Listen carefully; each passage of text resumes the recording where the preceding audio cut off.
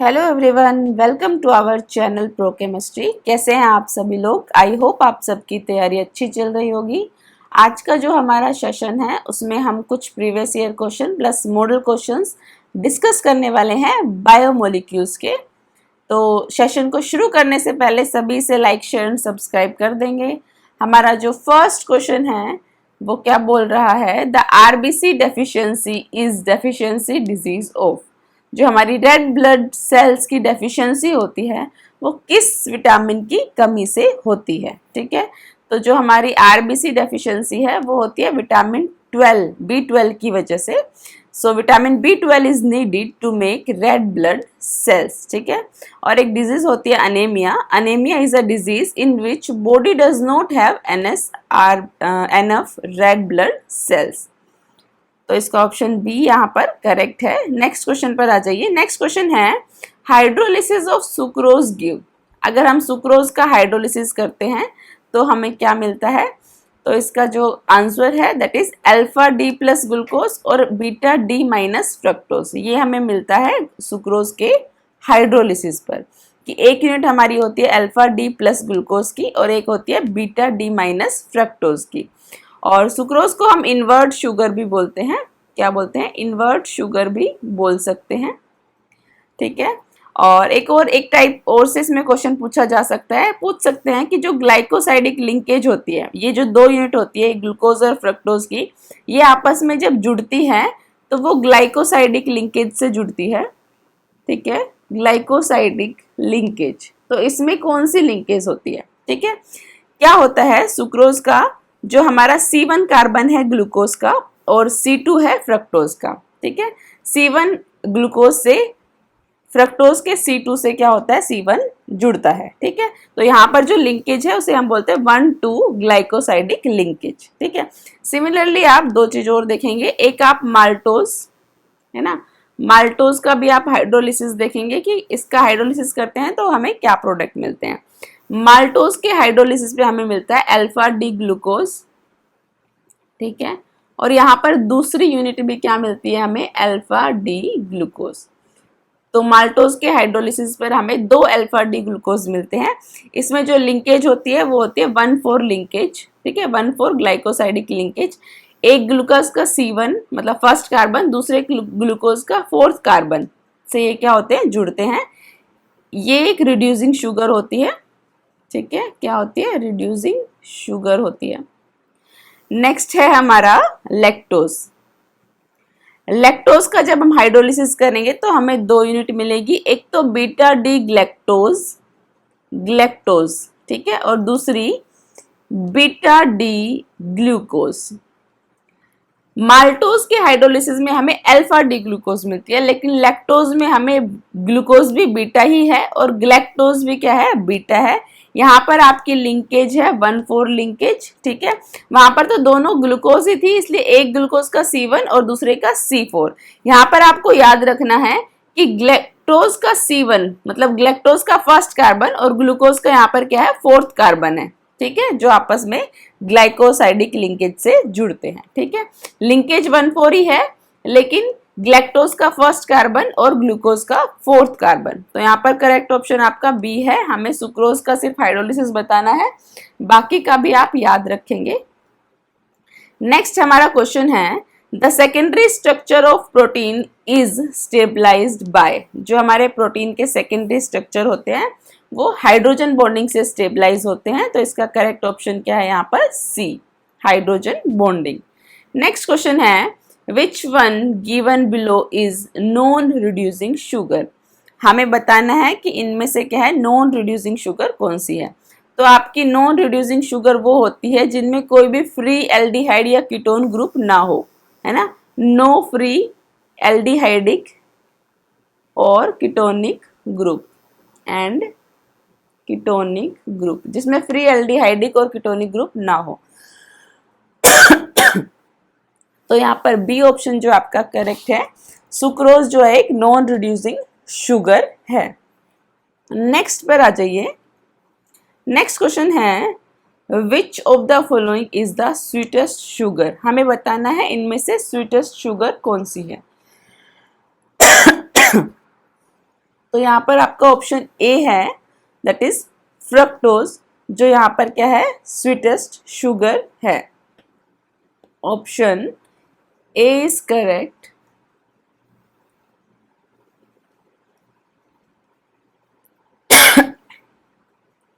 तो option A यहाँ पर करेक्ट है, फ्रक्टोज जो है इनमें से स्वीटेस्ट है। नेक्स्ट क्वेश्चन पर आ जाइए। नेक्स्ट क्वेश्चन है, विच of the given statement is incorrect about glycogen. हमें ग्लाइकोजन के बारे में इनकरेक्ट स्टेटमेंट बतानी है। कभी भी करेक्ट और इनकरेक्ट पूछे तो आप सबसे पहले अंडरलाइन कर लेंगे इनकरेक्ट वर्ड को, क्योंकि हम उसमें बहुत बार गलतियां कर देते हैं। तो फर्स्ट आपका ऑप्शन है, it is present in animal cell, एकदम सही बात है। Only alpha linkages are present in molecule, ये भी सही बात है। It is a straight chain polymer similar to amylose, ये एकदम गलत बात है, आपको इनकरेक्ट ही बतानी है। तो ऑप्शन सी जो है करेक्ट है, क्योंकि ये एक हाईली ब्रांच्ड पॉलीमर है लाइक अमाइलोपेक्टिन। क्या है? हाईली ब्रांच्ड है, highly branched polymer like amylopectin, ठीक है। तो ऑप्शन सी जो है यहाँ पर आपका इनकरेक्ट है। नेक्स्ट क्वेश्चन है, glucose on prolonged heating with HI gives. आपका जो ग्लूकोज है उसको अगर आप HI के साथ हीट करते हैं तो आपका क्या बनता है? तो यहाँ पर आपकी एक स्ट्रेट चेन बन जाती है 6 कार्बन्स की, दैट इज N-हेक्सेन। ठीक है, मान लीजिए ये आपका ग्लूकोज था, ये आपका हो गया ग्लूकोज। अगर आप इसको हीट करते हैं HI के साथ तो आपका क्या बन जाता है? N-हेक्सेन। ठीक है, आपके सारे क्या हो जाते हैं, एक स्ट्रेट चेन में 6 कार्बन जुड़ जाते हैं। और भी इसकी कुछ रिएक्शंस है, जैसे अगर आप इसे माइल्ड ऑक्सीडाइजिंग एजेंट मतलब ब्रोमीन वाटर के प्रेजेंस में अगर हीट करते हैं ग्लूकोज को तो क्या बनता है, ये सब आप याद रखेंगे क्योंकि ये भी पूछे जा सकते हैं।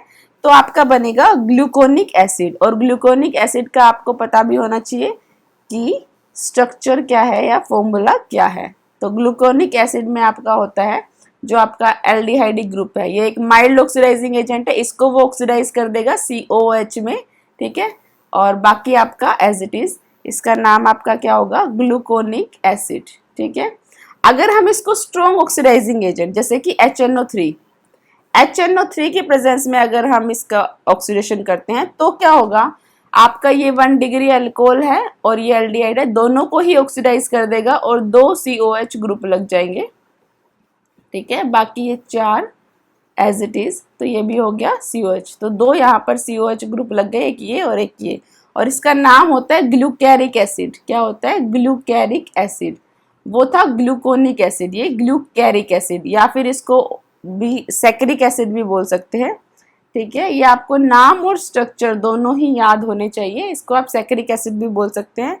फिर अगर आप इसकी रिएक्शन कराते हैं NH2OH तो ये क्या बन जाता है? ऑक्साइम बन जाता है। एल्डिहाइड में क्या करेगा? डबल बॉन्ड O को हटाकर यहाँ पर जुड़ जाएगा, NOH अटैच हो जाएगा और ये आपका क्या है? ऑक्साइम। ठीक है, ये आपका क्या हो गया? ऑक्साइम। ठीक है, HCN के साथ भी रिएक्शन करा सकते हैं। HCN की जब रिएक्शन होती है तो साइनोहाइड्रिन बन जाता है आपका, जो है एक O के साथ H लग जाता है और ये CN, और बाकी सारी चीजें एज इट इज। ठीक है, ये आपका क्या हो गया? साइनोहाइड्रेट। ठीक है, तो ये सारी रिएक्शंस आप याद रखेंगे, मेनली आप ये तो याद रखेंगे ही।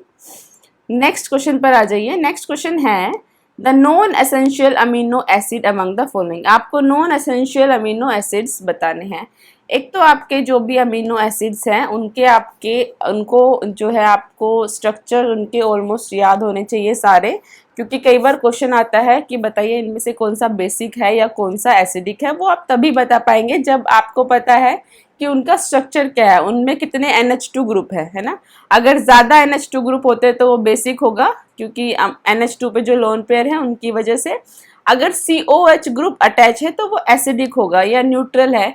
तो आपको जो है स्ट्रक्चर याद करने हैं सभी के, और इसमें आपको पता है 10 एसेंशियल अमीनो एसिड होते हैं और जो 10 है वो क्या होते हैं? नॉन एसेंशियल अमीनो एसिड्स होते हैं। तो उनके नाम एक बार मैं आपको बता देती हूँ। एसेंशियल के नाम आपको एक ट्रिक से याद करा देती हूँ, और जो बचे वो नॉन एसेंशियल। ठीक है। तो ट्रिक यहाँ पर है try this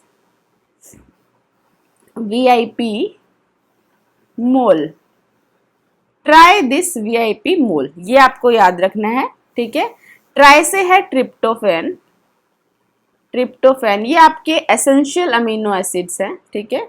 10 essential amino acid है। टी से ट्रिप्टोफैन, दिस में इस वाले टी से आपका होता है थ्रियोनिन, क्या होता है थ्रियोनिन, थ्रियोनिन।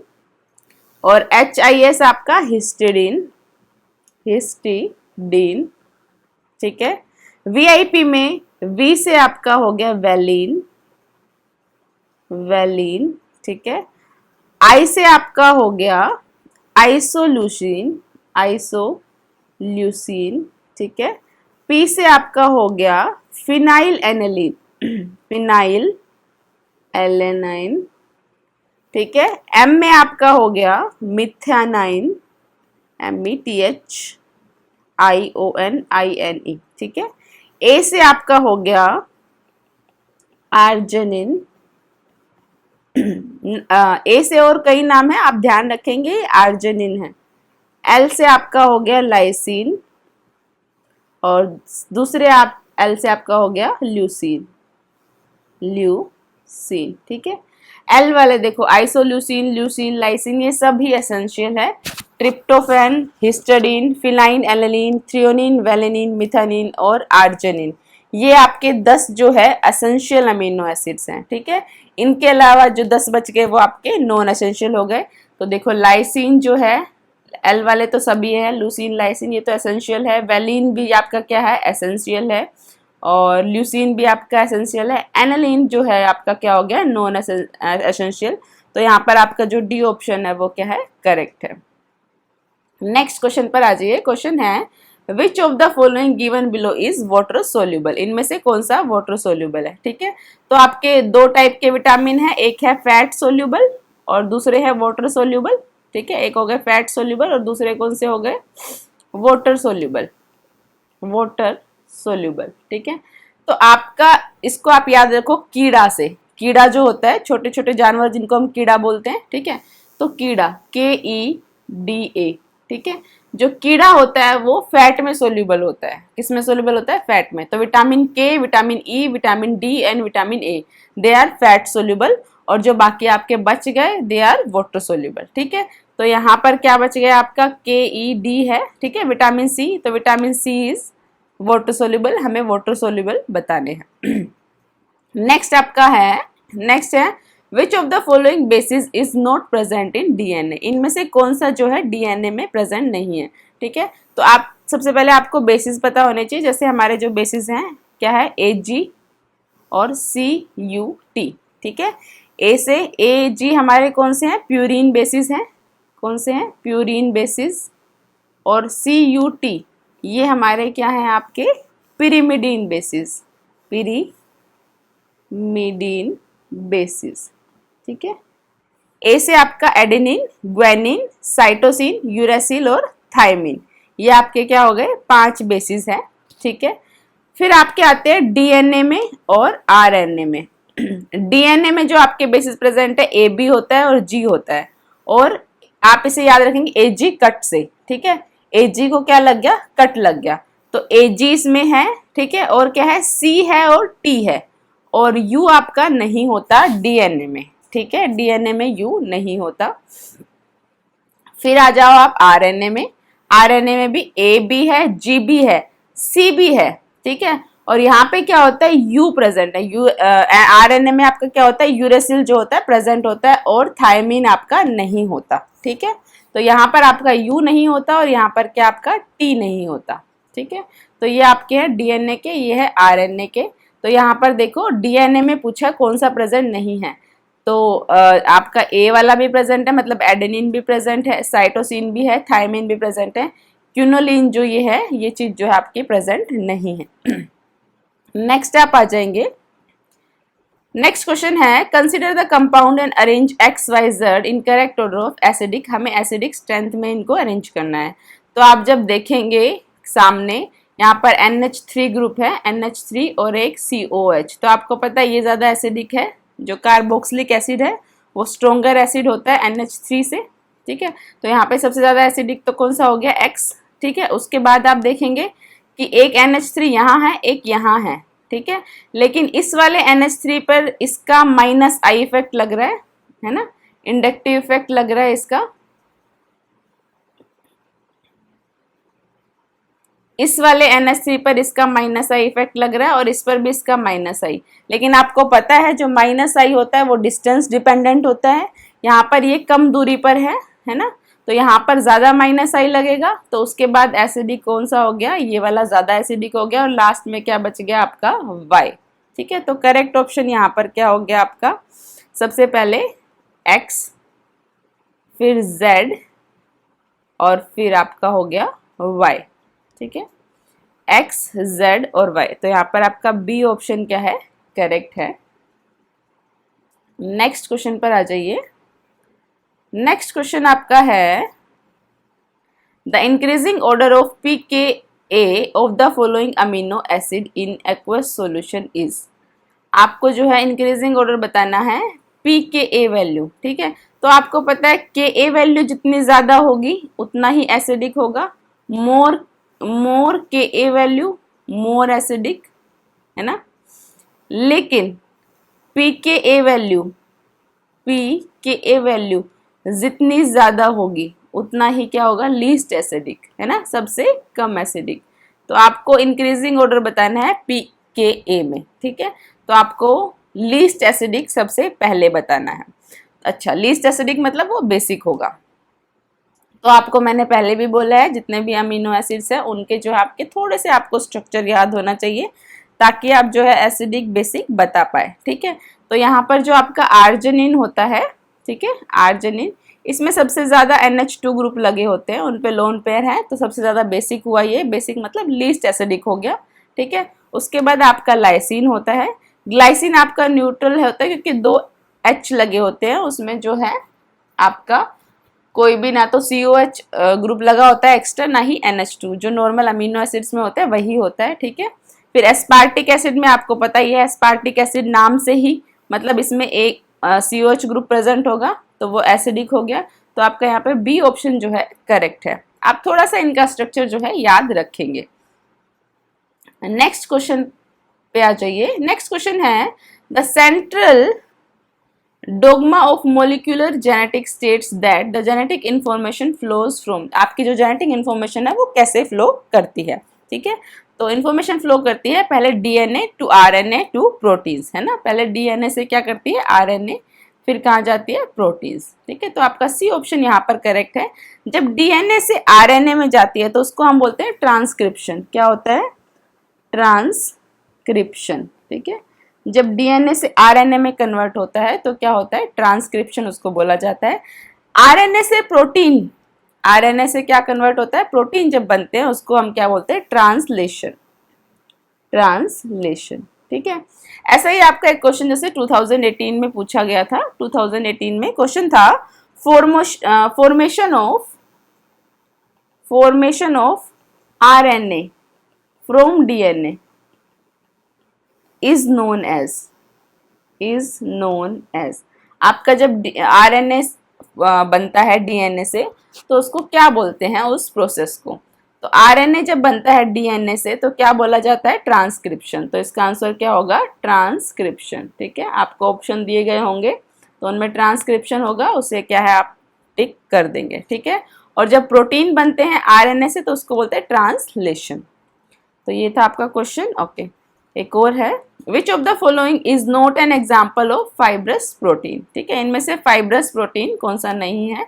तो आपने जब चैप्टर पढ़ा होगा तो आपने देखा होगा फाइब्रिन, कोलेजिन, क्रेटिन, ये सब क्या होता है, फाइब्रस प्रोटीन के एग्जाम्पल। आपका जो हीमोग्लोबिन है वो आपका क्या होता है, फाइब्रस प्रोटीन नहीं है होता, ठीक है। तो यहाँ पर करेक्ट ऑप्शन आपका क्या है, हीमोग्लोबिन, ठीक है। Next question is oxidation of Tollens reagent is done by which of the following. ये भी आपका 2018 का क्वेश्चन है कि oxidation of Tollens reagent is done by, Tollens reagent का ऑक्सीडेशन कौन कर सकता है इनमें से? तो आपको पता है जो एल्डिहाइड ग्रुप होते हैं, जिसमें एल्डिहाइड ग्रुप प्रेजेंट हो, वहां पर क्या होता है, टोलेंस रिएजेंट का ऑक्सीडेशन हो सकता है। तो आपको पता है कि जो ग्लूकोज होता है हमारा, उसमें एक फ्री एल्डिहाइड ग्रुप होता है CHO, ये होता है आपका ग्लूकोज का स्ट्रक्चर। तो यहाँ पर आपका एल्डिहाइड ग्रुप प्रेजेंट है, ठीक है। तो glucose is correct answer, option C is correct. अगर आपको वीडियो पसंद आई हो तो इसे लाइक शेयर सब्सक्राइब करना ना भूलें। नेक्स्ट हम जो है बायोमोलिक्यूल्स के ही क्वेश्चंस डिस्कस करेंगे अपनी नेक्स्ट वीडियो में।